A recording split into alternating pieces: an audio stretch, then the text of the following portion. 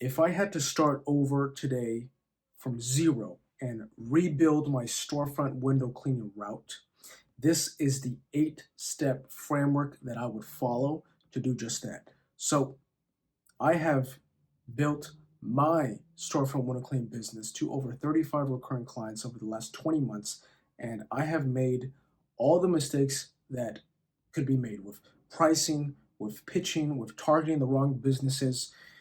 You can spend months, maybe even a year or 2 years, making all these mistakes and staying stuck if you don't go about it the right way.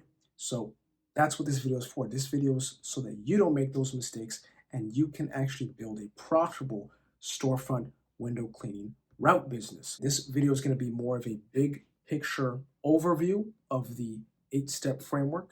If you want a deeper look at the step-by-step process of building a profitable route, check out the storefront window cleaning blueprint. That's going to be in this video's description as well as the pinned comment. So check that out if you want the deeper look of the process for actually building this business. But again, this is a big picture overview of the principles that matter the most. So let's get started. Step one is understanding the business model. So the first thing you need to understand is that this is a recurring service storefront window cleaning. You are not building this business providing one-off cleanings. No, the value that you provide is you help businesses stay presentable, clean, and professional. So the problem that we're solving is boosting the curb appeal as well as the convenience of the business not having to take care of the windows themselves. We come in and offer recurring cleaning so they never have to worry about it and their business always stays looking their best. Now, recurring service is absolutely paramount to understand. This is how you build a actual business, is with recurring service. Now, why is recurring service so important or so valuable? Well, for one, it creates stability. It creates predictable income. It allows you to stack accounts, build a route, as well as build route density, which is a cluster of clients within a particular area. So recurring service, that is foundational to understand before you build this business. Because if you don't frame your service correctly, you are not going to build a recurring service or recurring service business. It always has to be framed, and you need to understand that is what it is. Step two of the framework is keep starting up simple. So when you're starting up, you don't really need that much. You don't need a website. You don't need a fancy logo. You don't need to do paid ads. You don't need to expend money on expensive equipment. You only really need the basic tools. You need to have a clean and presentable appearance. You need to be reliable, and you need to be willing to go out and walk into businesses and pitch yourself, to offer your services to business owners, to managers. You need to get out there. That's really it. The barrier of entry for starting this is really quite low. A lot of people overcomplicate starting out because they think they need all of these things. You don't really need much. You just need to be willing to start with what you have, get out there, and learn through action. Okay, step three of the framework is targeting the right types of storefronts. So when I got started, I did a lot of smaller businesses. Now, this was honestly a good thing because I learned how to do the service. I gained experience. I refined my pitch by doing a lot of these smaller businesses. I learned how to estimate better, and I gained a lot of experience focusing on these smaller businesses. But over time, I learned that there are certain types of businesses that are more, I guess, it's better to target. Certain businesses that were a better fit for what my service provides, which is recurring service. What I mean by that is that there are certain types of businesses that value recurring cleanings more than others. Now, examples of this would be dance studios, yoga studios, restaurants, mom and pop shops, restaurant chains, dentist offices, corporate offices. Now, These are going to be the types of businesses that value maintaining the cleanliness and presentation of the glass much more than liquor stores and 7-Elevens and nail salons. Generally, some of the times you can get those that want recurring more, but generally the businesses that I mentioned are going to value having a reliable professional window cleaning service provider because the presentation and cleanliness of their business's glass is paramount for them actually having a successful storefront business. So those are the types of businesses that makes a lot more sense to target. So if I was starting over, those would be the types of businesses that I would focus more on prospecting and acquiring as recurring clients. Step number 4 of the framework is focusing on direct outreach. Now, 95% of my current clients have come from me doing direct outreach, mainly through walk-in pitching businesses. Now, if I was starting over from zero, this would be a major focus of mine. I would be identifying target areas, target businesses, so I could go pitch these businesses. I'd be going to do walk-in pitches. I'd actually be walking into these businesses and giving my pitch to the manager, to the business owner. I would be following up with these businesses every 7 days, every 14 days, and I would be doing those 3 things consistently. One of the biggest mistakes that beginners will make is that they will wait for leads to come to them. They are hoping that someone's going to call them, and that is not the right way to approach this. You need to get out there and make things happen. You need to get out there and create opportunities for yourself. When you get out there, you're pitching businesses, you're meeting people, you will build momentum. And that momentum will turn into you landing jobs. And you landing jobs will then convert to you securing recurring clients.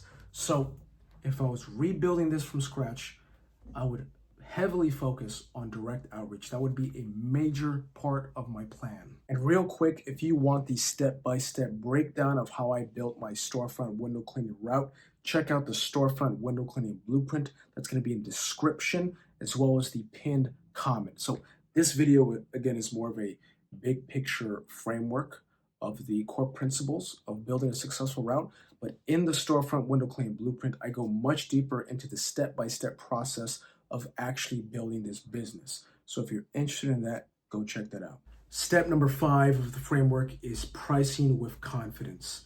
Now, this is an area where I made a lot of mistakes when I got started.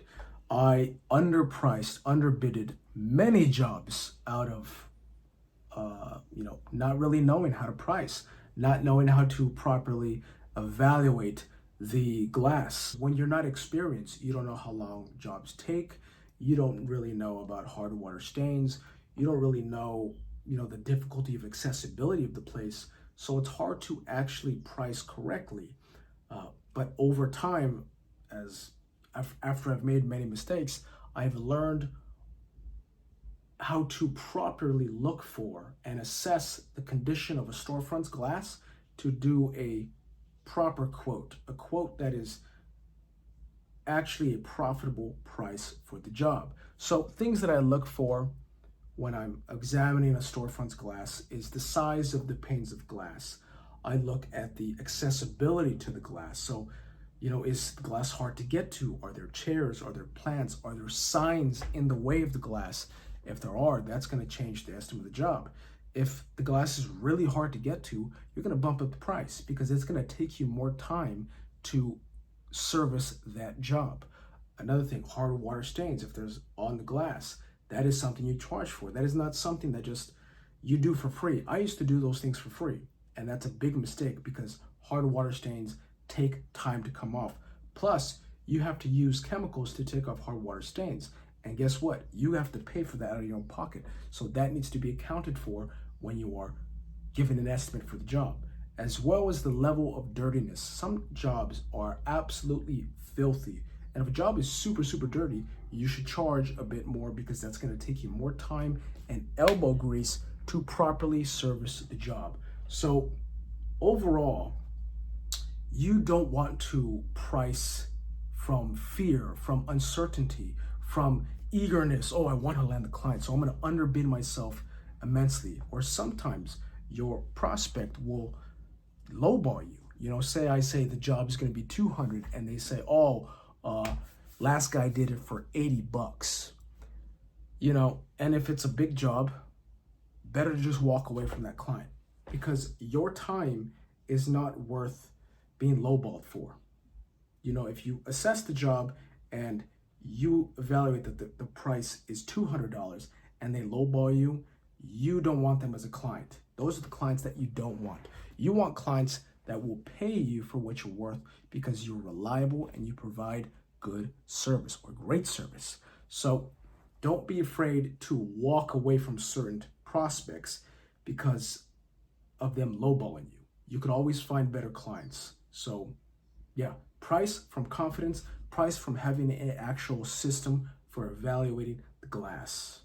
Step number 6 is sell high frequency recurring service, not one-time cleans. Now, this is one of the most important parts of the whole business. I already touched on this earlier, but this idea deserves a step on its own because it's that important in building a successful storefront route. Now, your service needs to always be framed as a recurring service, never as a one-time cleaning service. Remember, the problem that we are solving is consistent, reliable window cleaning for businesses so that the business owner never has to think about taking care of their windows. We provide that service so their business stays looking presentable at all times.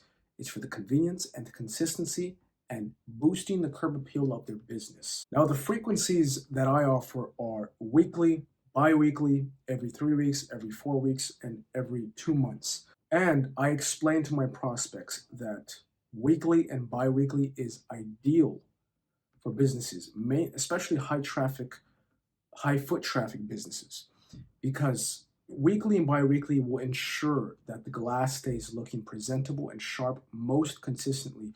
Once you start getting to every 3 weeks, every 4 weeks, the glass is going to build up and it's not going to look as presentable and sharp. Now, I'm going to give you a real example from one of my clients. I have a restaurant, franchise restaurant chain client that I charge $240 per cleaning. Now, when I first pitched this client, they asked whether monthly or bi-weekly cleaning was better. And I explained to them that bi-weekly would be ideal because bi-weekly would ensure that the consistency of the presentation of the glass being sharper and more presentable was the better option. If you were to do monthly, there would be much more buildup and your location's visible glass would not be as professional and presentable looking. And my client agreed and chose the bi-weekly cleaning of $240.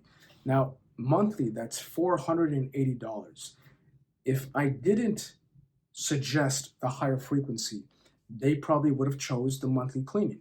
And I would have cut my revenue of that particular account in half from $480 down to $240. So if I was starting over from zero, I would absolutely focus on making sure I always frame this as a recurring service and also always push and suggest a higher frequency because the business does get more value from that. They maintain a higher level of presentation. Their business stays looking sharper. Step number 7 is building route density and efficiency. So a route with high density, a tight route, is much more valuable than a route where jobs are everywhere. You got to drive 20 miles to this job, 10 miles to this job, 15 miles to this job. Ideally, you want to have clients in an area, a cluster of clients in the same city. This way, you go to this job and you can bust out 2, 3, 4 jobs at the same time. Now, what this does is that your hourly pay is going to go up. You spend less time on the road. You spend less money on gas. Your workday becomes more efficient because you're driving less. And you begin to build local social proof. So once you land one client in the area, you can use that client as social proof to start acquiring the clients around them. This way, you build that route density and your route becomes more profitable. So if I was starting over from scratch, I would focus on getting a client and using that client as social proof to acquire the clients in that area so that my hourly rate and efficiency go up.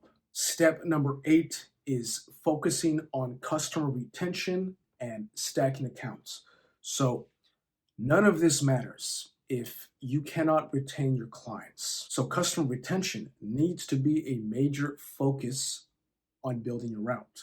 Now, how do you keep your clients? How do you retain your clients?